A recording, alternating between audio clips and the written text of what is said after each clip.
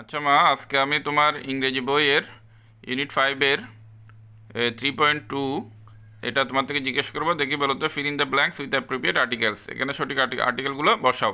She found An an egg in egg her in her lunch box. এখানে an কেন হবে বলো তো?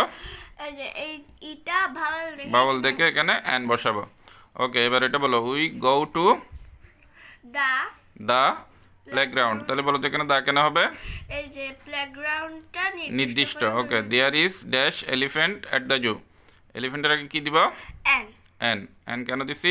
এটা vowel vowel. He lives in dash old house. এখানে কি দিবা? An an. অ্যান কেন দিছি? ওটা ওটা ভাওয়াল বাওয়েল।